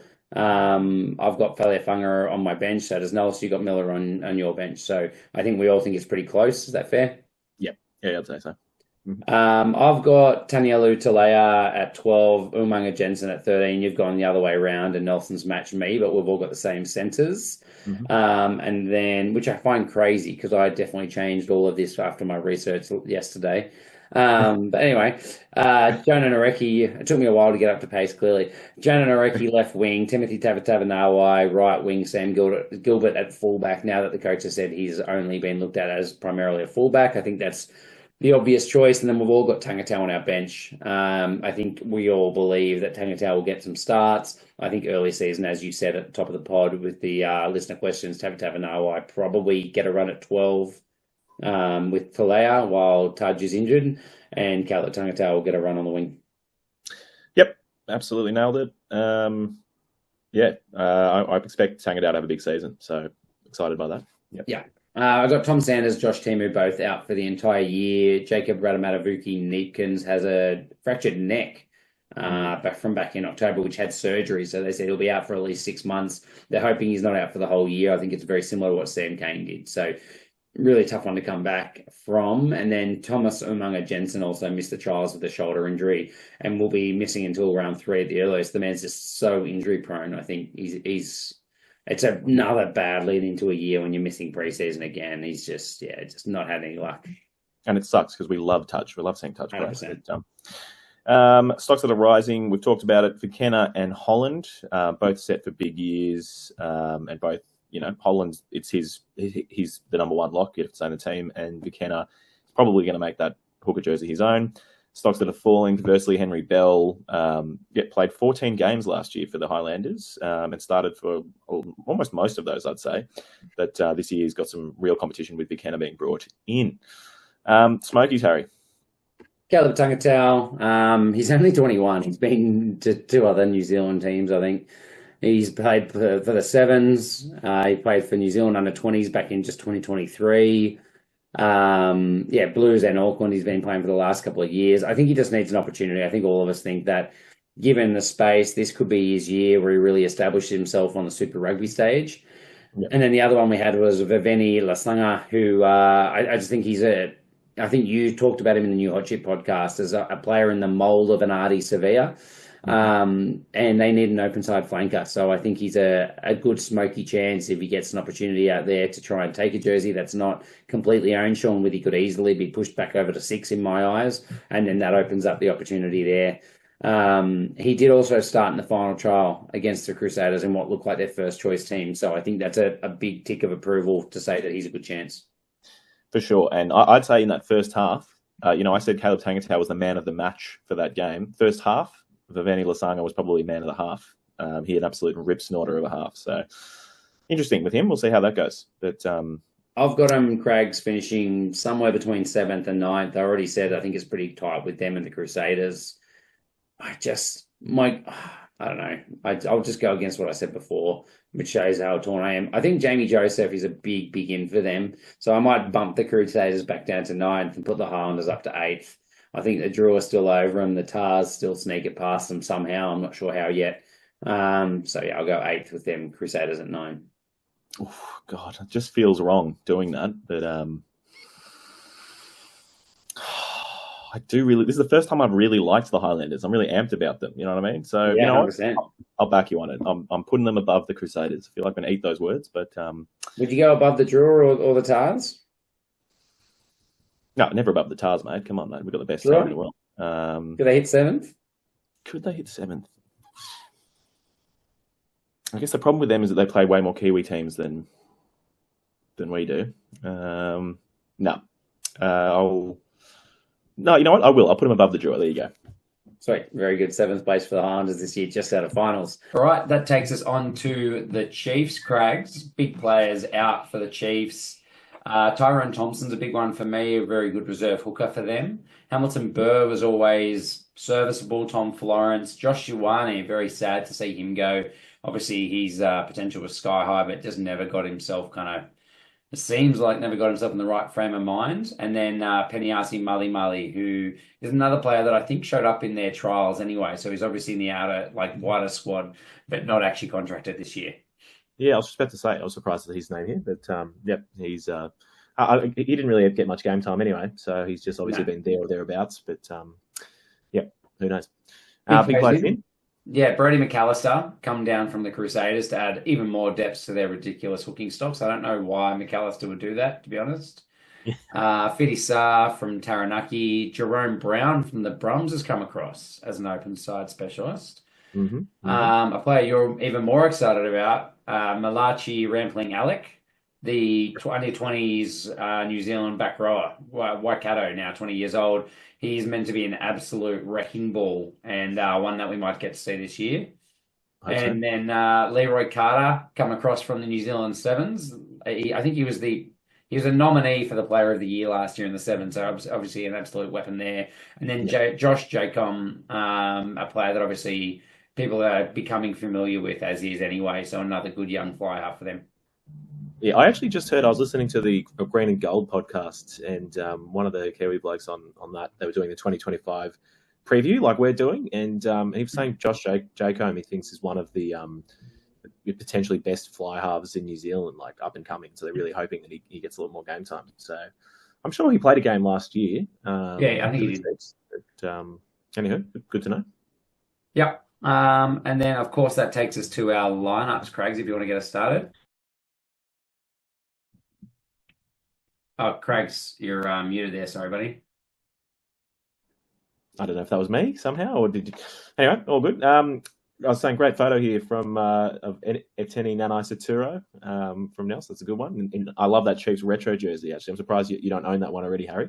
Oh, mate. I couldn't get my hands on any of them. I'm spewing. Hopefully that's theirs this year, though. That's pretty cool. Yeah. In terms of lineups, looks very familiar. The three of us have the exact same starting front row. It's pretty locked on at this point. We've got Aiden Ross, Samasoni Takiaho, and George Dyer. And then on the bench, we have Brody McAllister, Nelson and I have gone Brody McAllister, and Harry has backed the old horse, Bradley Slater, who has been around for a long time in the Chiefs environment. Yeah. Why do you think he's going to get he's going to keep getting the nod over Brody? I just think he's really good. I don't know what Brody McAllister has shown for him to usurp Bradley Slater, to be honest. I like Slater. He's been a Cody Taylor understudy for the last how many years, and has already scored about a zillion tries for the Crusaders, and just knows what he's doing, mate. I think he's come across to the Chiefs. I don't know. Takiaho's got to have a few All Black rest weeks, so he's come across to get some games. But I think that'll be a really good contest there between the two of them. But I don't know. For mine, I'll see Brady McAllister on my bench. Yeah. We've all gone Ollie Norris and Ruben O'Neill. They seem to be the two backups. And I don't know if it was last year. Was it last year the Chiefs, like the Crusaders, went down to the depths of injuries in props? Or maybe that was the year before for them. I'm not sure. I feel like that was the year before. I don't remember it being a problem for them last year. Yeah, fair enough. And then locks again. The Chiefs have relatively settled, I'd say. So we've got Tupou Va'i, All Black Tupou Va'i, and All Black Josh Lord as well, who you'd have to think would be the favourites. And on the bench, we've all opted for Natoya Akoi. And then into the back rows, have we all gone? So we've got a few differences in the back rows. We've all opted for Samapeni Finau, All Black, and the enforcer, Samapeni Finau in that 6 jersey. Nelson has opted for Luke Jacobson in the 7 jersey. Sorry, no, he's opted for Jerome Brown in the 7 jersey. I just can't read, obviously. I've opted for Luke Jacobson in the 7 jersey, and Harry's opted for Luke Jacobson in the 7 jersey. Yeah, mine's going to get stitched up here, though, because, again, I wrote my lineup before we got the Satiti news, so I've got Wallace Satiti at 8, but he's obviously not going to be there until, at the latest, the back end of the year, so I would prefer Rampling Alec to get a chance at 8, to be honest. That's how I hope it goes. Indeed, and that's for that reason. I have Rampling Alec at 8. Obviously, we'd all have Wallace if he was fit and not injured. But of course, the other option there is Simon Parker. Unless is he? Oh, that's actually what I had. Nelson stitched me up massively here. I definitely had Simon Parker bracketed instead of Wallace Atiti. So do you think Simon Parker he's straight in over Rampling Alec? Yep. Finau, Jacobson, Parker for me. Sorry. Yep, cool. And then so Nelson's opted for Finau, Jerome Brown at 7, and Luke Jacobson at 8. Bloke's got no idea. Yeah. And then on the bench, so he's on the bench. He's put Rampling Alec. On the bench, I put Jerome Brown, and so is Harry. But you've just corrected that with if you start Simon Parker, who are you putting on the bench? Sorry, Jerome Brown or Rampling Alec? I've gone Jerome Brown. I don't know. Again, obviously I would prefer Rampling Alec, but my gut says that they go experience, and then Rampling Alec gets a few games. Yeah, fair enough. And Jerome Brown's really the one dedicated fetcher. Luke Jacobson, I know can play a bit of everything, but if they've got one fetcher, one jackler, I think Jerome Brown could be in with a good spot on the bench if they need to bring that injection in for that part of the game. Yeah, for sure. All right, the backs. Cortez Radimer and Damien McKenzie as our 9 and 10. I think we're all pretty consistent there. Xavier Rowe on the bench covering halfback has been excellent as well. And then you and I have gone Caleb Trask to have a reserve 10. Nelson skipped that and gone straight to his reserve centre and Rameka Poihipi. I guess, which ruins my flow here, but I've got Poihipi on my bench as well. You've gone Rona as your centre cover instead, who, again, I guess he can play centre and wing as well. He's a little bit more versatile. In the centres starting, I think we've all gone Quinn Tupaia, Anton Linnett-Brown, so I think that's probably not as clear-cut as what the three of us have made it. I think definitely Poihipi is pushing Quinn Tupaia a little bit there. He seemed to even be favoured last year. But yeah, I think we are all just such massive fans of Tupaia. Yeah, I think that's because Quinn was coming back from that heavy knee injury, right? So he had to, and Poihipi, he stepped up in that 12 jersey, and he's also a big leader in that team. So we still all thought at the time that Quinn Tupaia comes back and just walks straight back into that 12 jersey, but that wasn't how it went. So for the reason I've gone with Rona on the bench, so I think Tupaia will be starting, but the reason I've gone with Rona instead of Poihipi is because I think before if they brought on Poihipi, Tupaia could push out to the wing.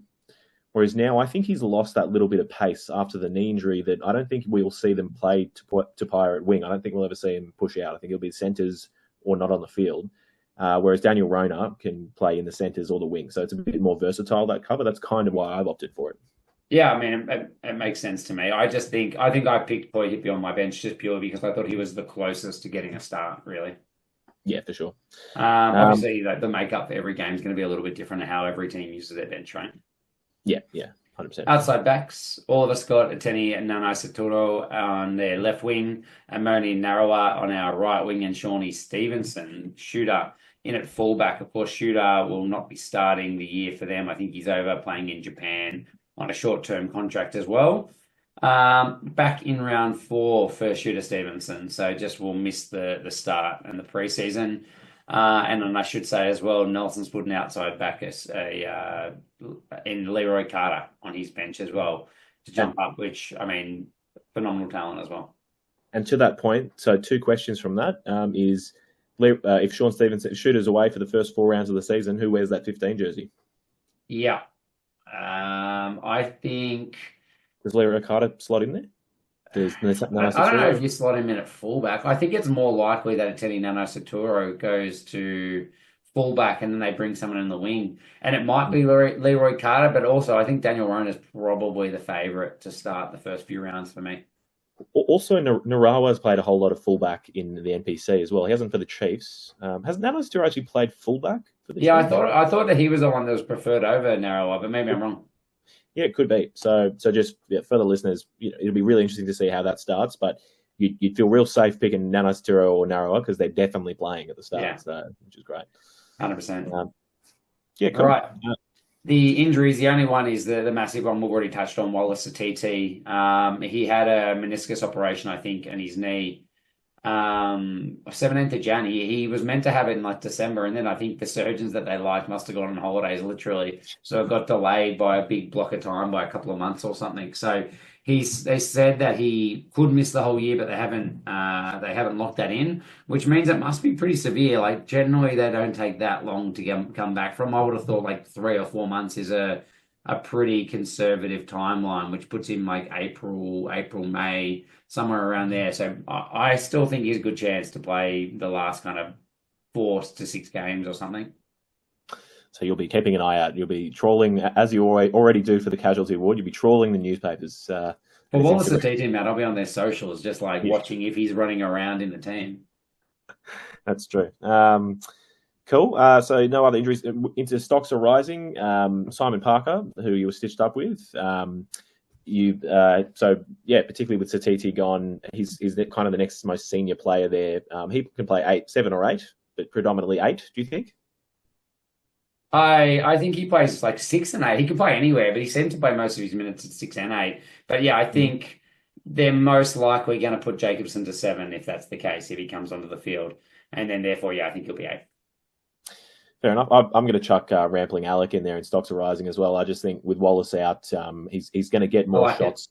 He's going to get more shots, and as I said in the new Young Hot Shit podcast, I'm happy to make myself sound like an idiot, but last year I was more excited about Rampling Alec than Wallace Satiti coming in and getting some games. And did Wallace Satiti have an absolute rip snort of a year? So I'm still excited for Rampling Alec, and we're going to get to see him, so that'll be good. Sure. Stocks are falling. Shooter Stevenson, are we just saying because he's coming back in round 4 and because they've kind of got a little bit more depth? Yeah, that's basically it. Like, I don't think there's a lot of stocks falling here. But if you're looking for a reason, like Quinn Tapia is the perfect example of why I think Shooter could suffer a little bit. Like he came back from an injury, and because the players in his position were doing so well, he just never really got the opportunity to get that consistent start. So it's obviously the coaches are very big on you pick the guy in form. So if Shooter comes back and there's 3 outside backs that are playing very well, it's going to be harder to get back into this side, I think. Yeah, I think you're right. I think we might see him start on the bench round 4 and then kind of, who knows? I mean, who knows with injuries? But yeah, absolutely, that's one to watch. And then Smokies, Leroy Carter. Yep, as we've touched on, absolute weapon and some absolute genuine speed. Not that they're lacking that with Nana Saturo and Narawa, but he's someone really exciting to watch. And who knows, we could just see him, slot into the back 3 in the first couple of weeks and run away with that jersey and exactly be one of those threats for Sean Stevenson coming back. So absolutely excited about him. All right, where do we think that they're going to end? I think you've already touched on this, Harry. You've said you think the Chiefs are going to be up there in the top 3 thereabouts. Where do you have them landing? It's so funny. Like I always rate them so high, and I look at their team and they're pretty similar to the Blues in that they have got a few positions they're not quite as strong, and few that they just have insane depth. But I feel like it's their time. I feel like, I'm wearing a Chiefs jersey for a reason here, like I'm taking them. If a Kiwi side's going to win it, I'm backing the Chiefs, and I think that they'll be minor premiers. All right, well, so with that in mind, we can all but lock in that Harry's first draft pick, if he gets the choice, is Damien McKenzie. That's absolutely locked in. I think we knew that a while ago. A long while ago. Oh, he's only won you a few championships. That's fine. All right, cool. So what are we saying? Are we saying that I'm going first. Minor premiers. Sorry, you said minor premiers. I'm going minor premiers and champions. Cool. I don't know. I'm not sold on definitely first. I'm going to say first or second. I think they'll be in the top 2 teams. That's where they'll finish. So I don't know who I have with the Blues or with the Brums or who with another Kiwi team. And so it's with the Blues. I think. Yeah, it's Blues or Chiefs top 2. So I think that's where I was saying. I said I wasn't comfortable putting the Blues at 2, but I was being swayed by you, but I think that's interchangeable. All right, that brings us on to Moana Pasifika. Big players out for them. Well, there's about 50 players that are out. So if I scan through just for the big ones, Sekopi Kepu has retired. He's a massive out for them. Solomani Fanaki, I think, was exceptional in the back row. Sad to see him go. Nico Jones was one of those guys that I thought was just unfulfilled talent. Like we all had such high hopes for him. but didn't quite get to make the impact. Area Nari has gone over to the Hurricanes, so an experienced 9 and general for them. Giangelo Layuwila. Geez, I don't know why that was so hard. He's gone over to the US. It'll be, always very handy if then could play 10, 12, and 15. Christian Lealiafano, who ended up being their absolute general playmaker. Henry Taifu has gone to Japan's Red Hurricanes.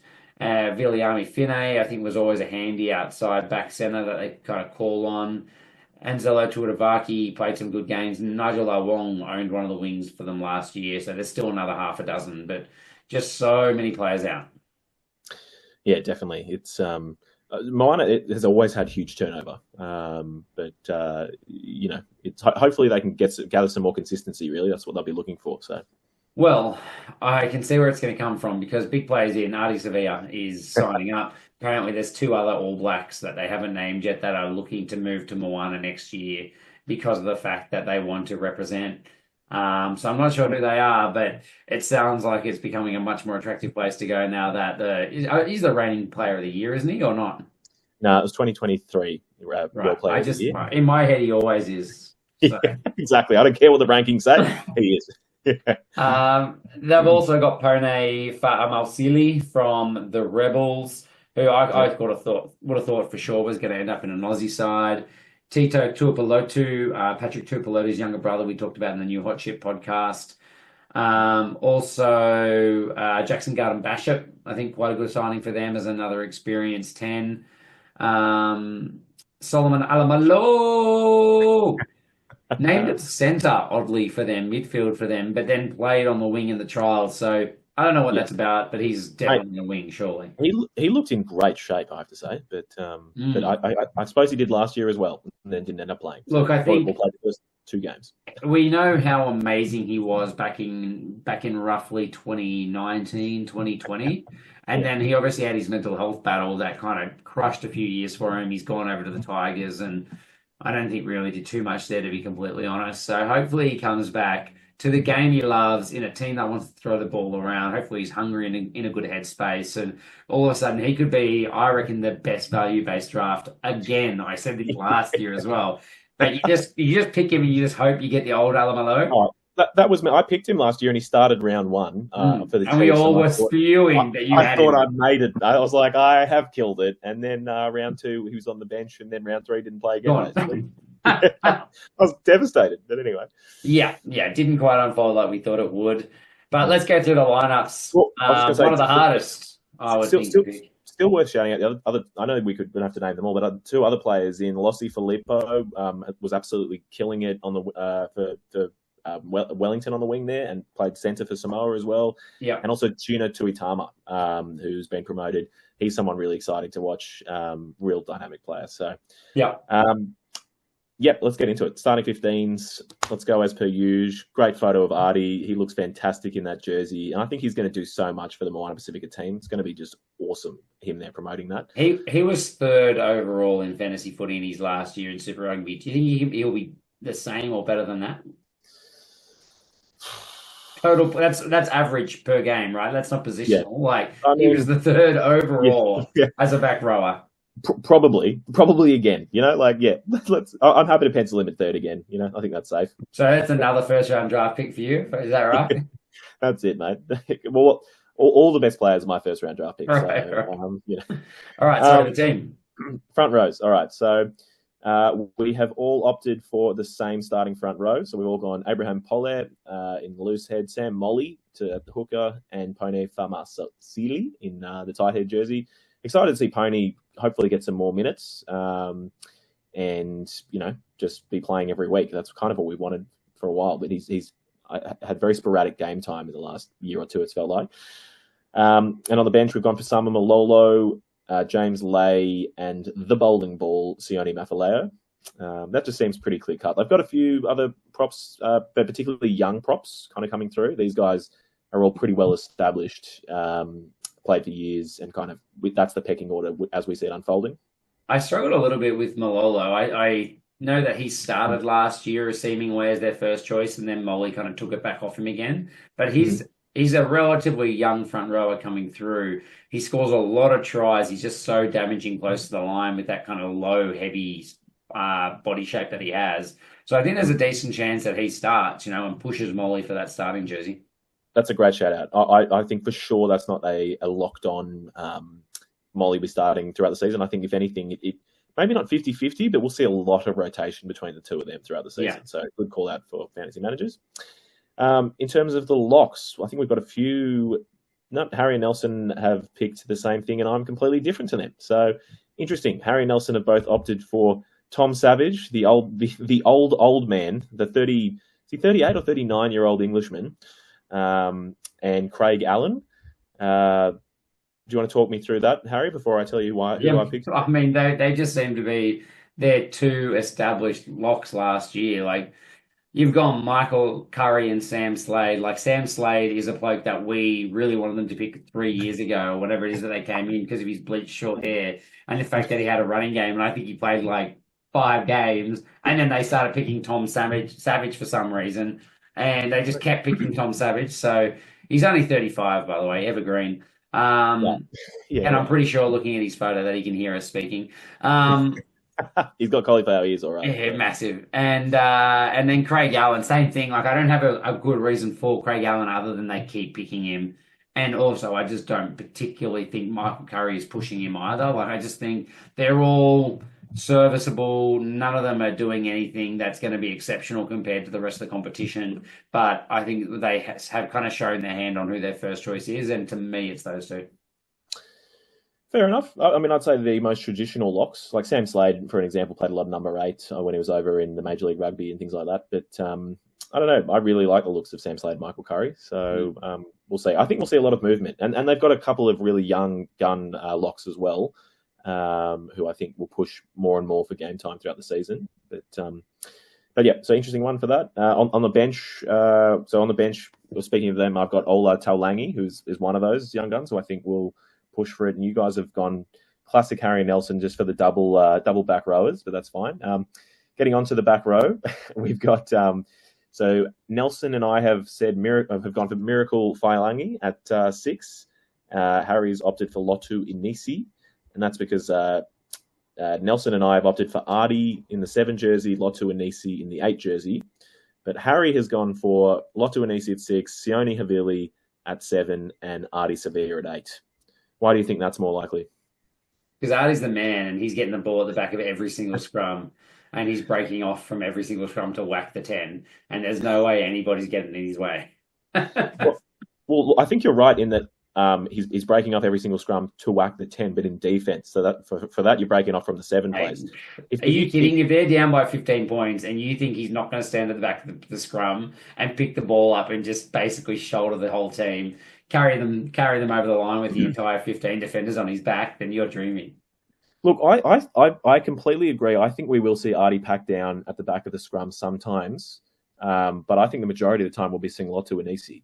And, mate, it's Lotu Inisi's no slouch picking the ball up at the back of the scrum and then running over the 3 or 4 people in front of him to score a try. So, I don't know. That's just the way I see it unfolding. But you're right. I mean, this is Artie's team now. Everyone else is just a part of it. I can't say passenger. That's a bit too far. But it's a...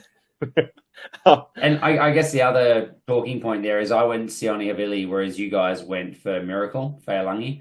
And look, if this was me just picking the team I liked, I'd absolutely go Miracle Failangi as well. Really love him, love his running game, love his offloads. Obviously, very good for fantasy footy as well. So it's a good looking back 3 with those 3, or loose 3 with those 3. But I just think Sione Havili is a big leader in that team, and he played week in, week out last year. So although he hasn't got the kind of flashiness as maybe a Miracle, I do think that he's probably the more established name in their team. I think you just forget that Artie is a 7. He's just a 7 that's so good that he can play all 3 of the positions. Yeah. He plays 8 for the, arguably the best team ever. So I'm pretty sure he's playing 8. All right. And then look on the bench for the back rowers as well. As I said, Harry and Nelson both cheated with Samisi Paya, and Harry put Miracle on his bench, and Nelson put Sione Havili on his bench. And I just put Ola Taulangi for the locks, and then some easy Paya on the bench there. So I like it. I do like Taulangi as a bit of a specky pick as well. I just thought that, if there's no standout locks, just pick more back rowers. It's always my. And look, these guys are so big. Samisi Paya could play in the locks as well. The Miracle could play. It was started as a lock, sort of pushed out to 6. So, they all can play wherever. Going to be exciting. I'm excited about all of them, to be honest. So, should be good. Yeah. All right. On that note, then, the backs, Jonathan Tamatini and Jackson Garden Bashop for Nelson and I. You've gone William Havili at 10. I could definitely see it happening. Nelson and I have left him at 15. I think for us, we went dual playmaker, and I think that's where they've primarily used him in Super Rugby, whereas obviously Havili's playing a lot of 10 internationally now. Plays a lot of 10 internationally and at NPC. And I mean, I'm going to put it plain and simple. I've just never loved Jackson Garden Bashop. So, he's been a very serviceable 10. But, I'd love to see Havili, who has been playing a lot of that 10 jersey, play there. And then that does allow for who I wanted fullback, which I'll wait till you get there. Yeah, centers then we've gone. Sorry, I will say reserves. I've gone for Isaiah Hallo. I really liked him. Actually, we've all gone for Hallo, who had just a fantastic impact last year when he got his opportunity. You've gone for Garden Bashop on the bench. And then in the centers, I've gone for Julian Sevilla 12, Danny Tuala 13. You guys have done the same. So oddly on the same page there for a Moana backline's pretty insane. You and I have gone Finay Anisi, who can on the bench, who can cover centers and wing. It obviously plays primarily wing. But then Nelson's gone for Solomon Alamalo. I don't know if he's putting him there because he's listed as a center or because that means he can now cover every single back position. But I love that Nelson's got the balls to say that he'll be in the 23 every week. Very, very much how I hope it goes. But outside backs, you and I have gone Naraya Fomai, who was fantastic, and they picked every single week. Nelson's dropped him. Finay Anisi, who got obviously a fair bit of game time, but I just think crazy he's not in his 23. Karen Tamafalau, we all have in our side. Nelson and I have him on the right wing. You got him at fullback to make way for Lossie Filippo, whereas we've obviously got William Havili, as we said earlier, at fullback as well. Yeah, Tommy Falau, who we talked about in the new Hot Shit podcast, and he played last year, obviously, but we're all really excited by him. I just see his best position's fullback. I just think from back there, that's where he played quite a few times last year when he came on, and just he's one of those players that, like all good fullbacks, when he has heaps of space to just see everything from behind, he just comes in and absolutely, destroys everyone. So I'm really most excited to see him at fullback. And that's, as I said, why I want William Havili at 10. So more than anything, I think we just need him on the park every single week. I like him on the wing because his ability to create something out of nothing is just exceptional with his pace and his short kicking game. But phenomenal player. And I find it really interesting that you've gone Lossie Filippo straight over Finay Anisi as well, who you've got sitting on your bench. Yeah, he just looks like an absolute weapon. And I was looking up how he was going in the NPC this year for Wellington. He's absolutely crushing it out there on the wing. Just an absolute bona fide finisher, try scorer. And I don't know, to me, like the right balance. So I think he'd be really good there on the right wing.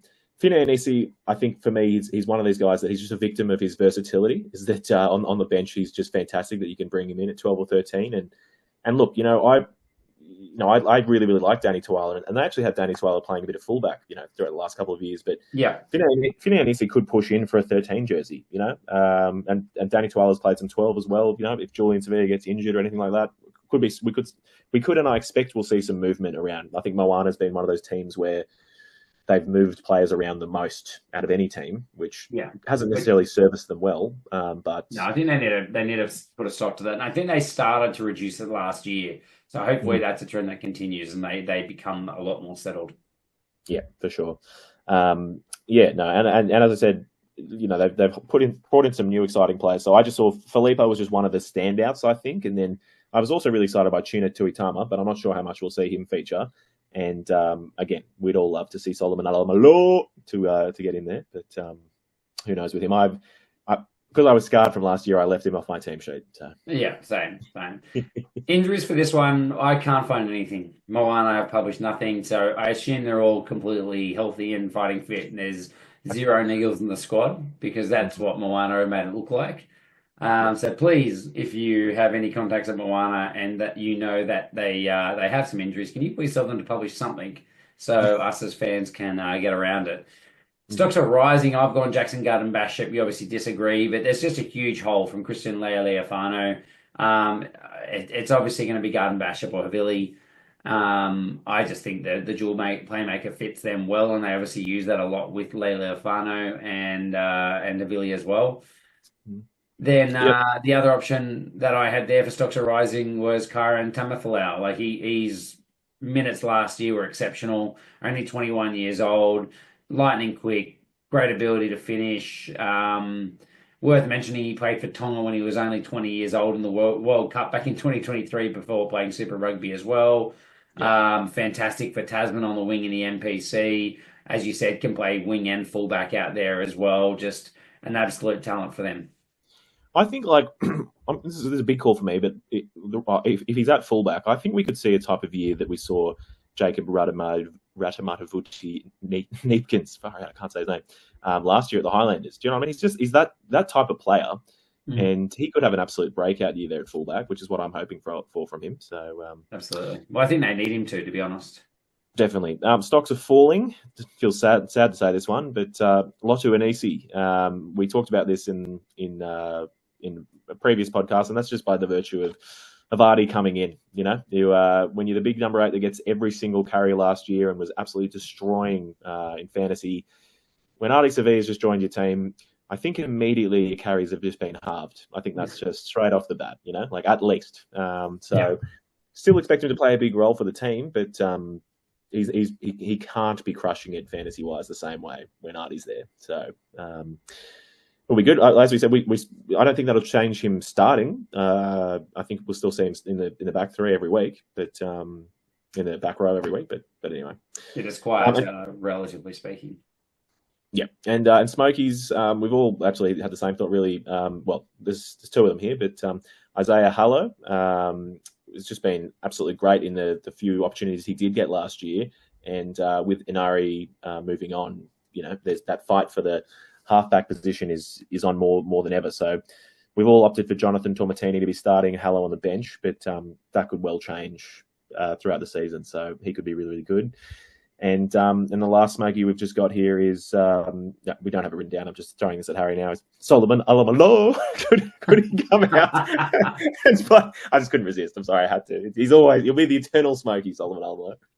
Yeah, nice. Harry, where are they finishing? I think they're last. They're last?